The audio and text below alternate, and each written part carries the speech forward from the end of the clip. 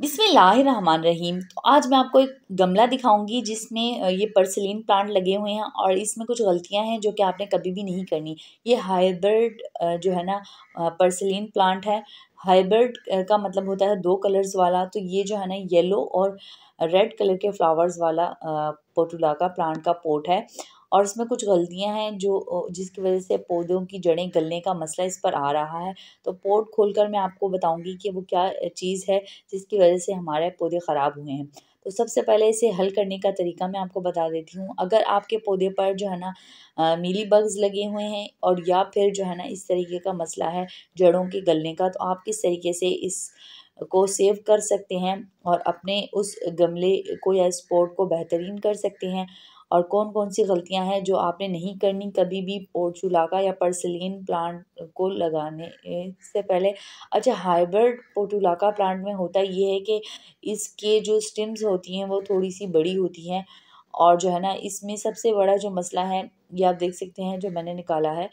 जो है ना इसमें कुछ गत्ते या फिर जो है ना कुछ लकड़ियां थी जिन पर जो है ना फंगस लग गया है और इसकी वजह से ख़राबी पैदा हुई है और वो जाकर ड्रेनेज सिस्टम में अटक गए हैं और उसका ड्रेनेज सिस्टम ख़राब हो गया है।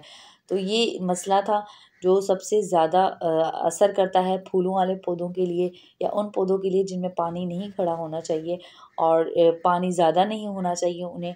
और जो है ना हम जब उसमें जो है ना पानी का ड्रेनेज सिस्टम ख़राब हो जाता है या किसी भी वजह से पानी ज़्यादा हो जाता है तो जड़ों के गलने का मसला यहाँ से शुरू होता है।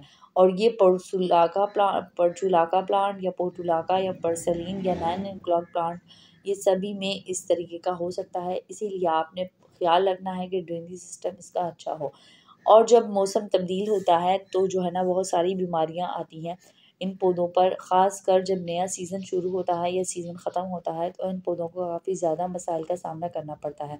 अब जो है ना गर्मियाँ स्टार्ट हो रही हैं, लेकिन गर्मियों के स्टार्ट होने से पहले भी एक स्पेल आता है बारिश का जो कि बहुत ज़्यादा ख़तरनाक होता है और उसके साथ थोड़ी-सी ठंड हो जाती है जो कि बहुत ज़्यादा नमी को करती है, बुलाती है नमी को, यानी शबनम जो रात को के वक़्त पौधों पर होती है।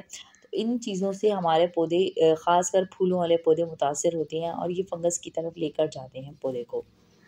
अगर साफ अल्फाजों में कहा जाए तो पानी फंगस को बुलाता है। ज़ाहिर सी बात है अगर कहीं पानी खड़ा रहता है तो आपने देखा होगा कि वहाँ फंगस भी आ जाता है।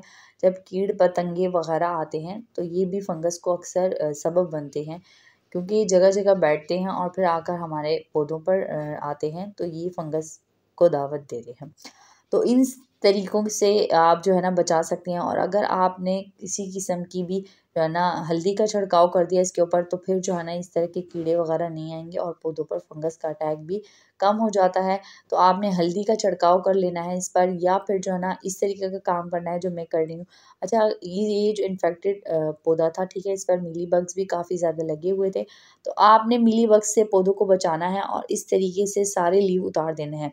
ये जो पर्सिलीना प्लांट है इसका जो है ना मीलीबग का जो अटैक होता है वो लीव्स के नीचे होता है, स्टेम पर इतने इसके मीलीबग्स नहीं होते। तो आपने इस तरीके की करके सारी जो है ना स्टेम्स को अलग कर लेना है और उसके बाद जो है ना आपने उन्हें लगाना है उसी पॉट में। पॉट को रिन्यू करना है, उसमें आप चाहें तो नीम खली पाउडर या जो है ना एंटी फंगस पाउडर या हल्दी हो गया जैसा कि, या फिर जो है ना आप लहसुन का छिड़काव कर सकते हैं। या अगर आप 1-2 लहसुन जो है ना दबा दें तो वो भी काफ़ी ज़्यादा मदद करता है और मीलीबग को दूर रखता है इन पौधों से। अच्छा, ये इसके फ्लावर बहुत ज़्यादा प्यारे होते हैं। अभी चूँकि मौसम जो है ना स्टार्टिंग पर है और अभी इनकी इतनी ग्रोथ नहीं हुई, क्योंकि रात को जो है ना शबनम हो जाती है, रात को मौसम ठंडा हो जाता है और इनमें पानी की ज़्यादती की वजह होती है और फिर इनकी नई ग्रोथ स्टार्ट होना मुश्किल हो जाता है, क्योंकि सर्दी में इनकी रेस्ट का मौसम होता है और सर्दी इनके लिए काफ़ी ज़्यादा मुश्किल होती है। लेकिन इनकी रूट काफ़ी ज़्यादा जो है ना बन चुकी हैं सर्दी के मौसम में और ये जो है ना फुल अच्छी ग्रोथ के साथ जो है ना स्टार्टिंग करेंगे फ्लावरिंग की तरफ और इसके फ्लावर बहुत ज़्यादा प्यारे लगते हैं। अगर आपको इसके फ्लावर्स देखने हैं तो आप मेरी पुरानी वीडियोस देख सकते हैं, उनमें इनके फ्लावर्स मौजूद हैं। अच्छा, जब इन खूबसूरत जो है ना स्टेम्स का कलर तब्दील होता है या इनके लीफ का कलर तब्दील होता है तो इसका मतलब है कि इन्हें कोई चीज़ परेशान कर रही है या फिर कुछ इन्वायरमेंट रास नहीं आ रही या फिर पानी की ज़्यादती है। या फिर पानी की बिल्कुल कमी की वजह से भी ऐसा होता है। अगर 10-20 दिनों तक भी इन पौधों को पानी ना दिया जाए तब भी ये सर्वाइव कर जाते हैं। सिर्फ़ होता कुछ यूँ है कि ये जो है ना कलर तब्दील कर लेते हैं। और ये जो मेरे पास वैराइटी है इसमें जब पानी की कमी हो जाती है तो ये पिंक कलर के दिखते हैं। इनकी सारी लीव्स जो है ना पिंक कलर की होना शुरू हो जाती है। इवन कि मैंने देखा है सख्त सर्दी में जब इन पौधों को सर्दी लगती है तो भी इनकी कलर मैंने तब्दील देखे हैं और पिंक कलर के इनकी लीव्स मैंने देखी हैं। तो आज जो है ना इस तरीके का करके मैंने इस पॉट को महफूज़ किया है। अब इसका ड्रेनेज सिस्टम काफ़ी ज़्यादा अच्छा है। नीचे जो है ना मैंने क्रश डाले या पत्थर डाले थे और अब इससे कोई भी मसला नहीं होगा हमारे इस पॉट को। मिट्टी काफ़ी ज़्यादा अच्छी है और नरम है, तो नरम और रेतीली मिट्टी अच्छी रहती है इन पौधों को लगाने के लिए, क्योंकि इन पौधों को जो जड़ें होती हैं वो काफ़ी ज़्यादा नरम होती हैं। तो आपने एक स्टिक लेनी है और इसकी मदद से आपने छोटे-छोटे से होल करने हैं, जितने गहरे होल कर सकती हैं उतना अच्छा रहता है। सर्दी में आपने गहरे होल करके लगाने हैं और अगर गर्मी है तो बेशक आप डीप करके ना भी लगाएँ तब भी चलेगा। लेकिन आपने कोशिश करनी है कि कटिंग हिले नहीं, क्योंकि जो भी कटिंग आप लगाते हैं इवन के इस पर्सिलिना प्लांट की नहीं या मूस रोज़ या पोर्टुलाका प्लांट इनकी कटिंग्स नहीं, कोई भी आप कटिंग्स लगा रहे हैं, कटिंग से पौधे लगा रहे हैं, अगर वो हिलते-जुलते रहेंगे तो आपकी कटिंग्स फ़ेल हो जाएँगी और इनकी ग्रोथ अच्छे से नहीं हो पाएगी। तो ये सबसे पहला रूल है जो आपने ख़्याल रखना है कटिंग लगाते वक़्त।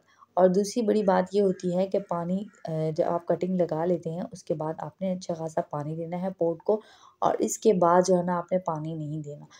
इंतज़ार करना है जब तक कटिंग अच्छी तरीके से लग ना जाए, क्योंकि ज़्यादा पानी देने से भी इन पर्सिलिना प्लांट की कटिंग्स फ़ेल हो जाती हैं। अक्सर मूस रोज़ की भी इस तरीके से होती है। अच्छा, कुछ जो मेरे पौधे आप पीछे देख रहे हैं अच्छी खासी ग्रोथ चल रही है इनकी, हालाँकि मैंने और गार्डनर्स के पास देखा है कि एक लीफ भी नज़र नहीं आ रही उनकी मूस रोज़ प्लांट और पोर्टुलाका प्लांट पर। मतलब लीव ना होने का मतलब भी जो है ना ड्रेनेज सिस्टम की ख़राबी ही होती है।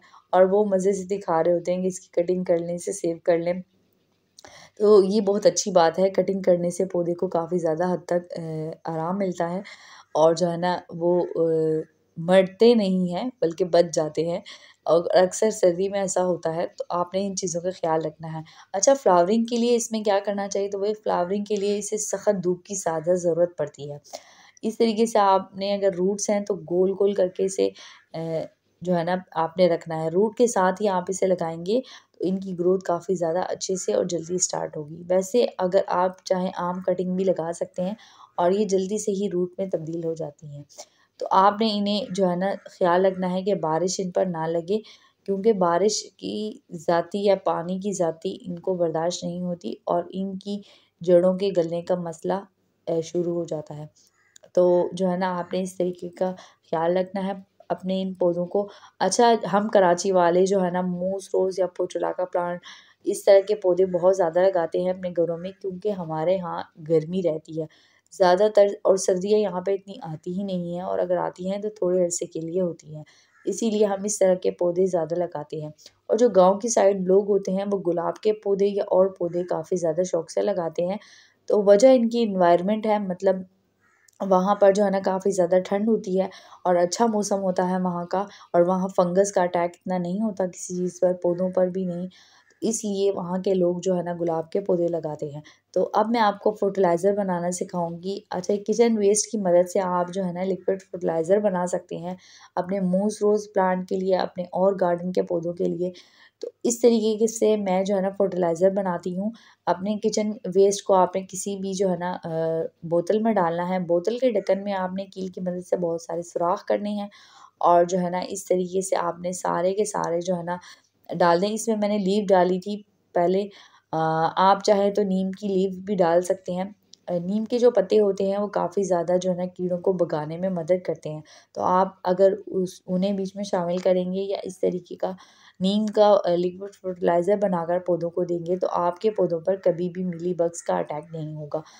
क्योंकि सर्दी है और सर्दी के मौसम में अक्सर जो है ना वाइट फ्लाई का अटैक रहता है। ये जो आपने फर्टिलाइज़र बनाया है इससे रोज़ पानी गुजार कर दें। अगर आपने खाद दी हुई है तो ये फर्टिलाइज़र आपको नहीं देना। फूलों वाले पौधों को आप थोड़ा-थोड़ा ही ये लिक्विड फर्टिलाइज़र दें, क्योंकि ज़्यादा देंगे तो पानी ज़्यादा हो जाएगा गमलों को।